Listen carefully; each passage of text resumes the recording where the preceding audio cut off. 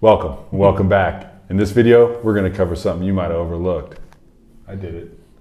Basically, we're talking about your eye position and how that affects essentially your swing, your snatch, your clean, your stance. Really, deadlift, yeah, all the things. Yeah. So, where do we want to start? What do you want me to look at? We're gonna get to what to look at. Okay. Let's start with what a potential problem is. Now, first of all, if your eye position's off, it doesn't necessarily mean your swing's going to be off. I do think if your eye position is better, your swing will be better, but I've seen people who are looking all kinds of strange places and still seem to have a pretty decent swing. So it's not that everything's going to get completely wrecked. Second thing, I'm not going to talk at all about whether the neck should be completely straight, whether it should be extended. Not interested, don't care, watch another video. Yeah. That's well, not after you watch this video though. Please, yeah, just finish, please.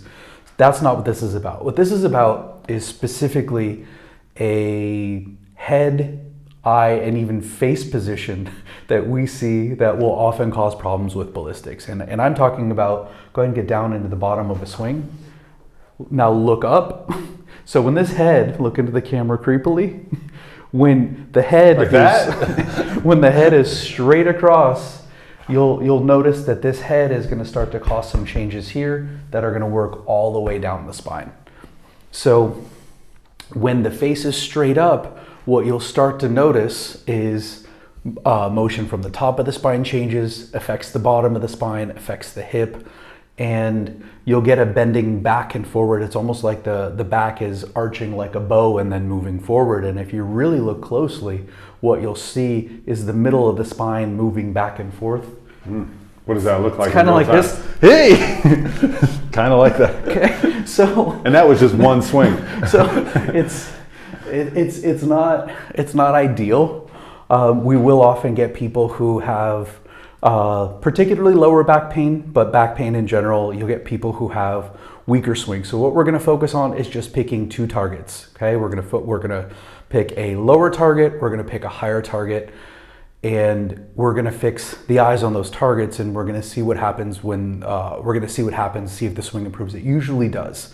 The lower target is usually about 5 to 7 feet in front of us, the bottom of the backswing. You can glance up just with the eyes, or you can glance up just slightly with the chin, but we're not talking about eyes way up.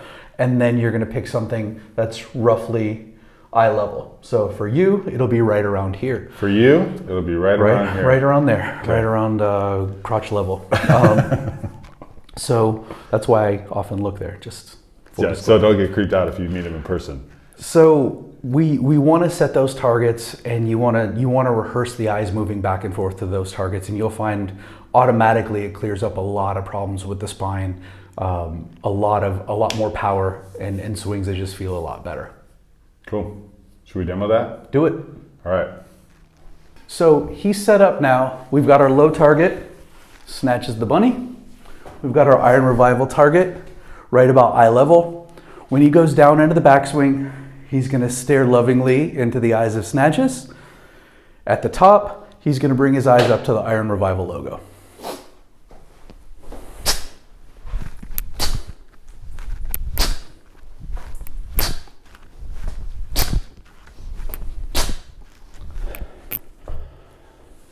Those 6. It's a weird number, but whatever. How'd this feel? One for the family. Felt good. I changed your life, yes? Yes. That's why I did 6. Oh. I thought I was doing 5, but it was so good I did one more. So it is really as simple as that. A common thing to use if you're in a gym with kettlebells, you can use a kettlebell, water bottle, whatever it is, but generally something right around 5, 7, 10. If you want to get nutty, whatever. Good vision. In front of you near the floor, and something straight across. It will really clean up your swing if that's a problem for you. A telltale sign that you're going to look for when you're watching video or you're instructing somebody is if you can see the bottom of the chin really clearly, you see him gazing right up at you, there's probably an issue with head position, which is changing the rest of the swing. And then when you look down, you'll start to see all kinds of strange mechanics. And again, you're going to see this is going to thrust forward at the backswing. So when he's down here, that's thrusting forward. And when he stands up, that he's exaggerating, but that usually happens. There's some version of that usually going on when you see someone's full head. So fix it. Yeah. I think sometimes too, like when you're in this position, you tend to skew towards pulling with those trap muscles and the upper back and stuff like that.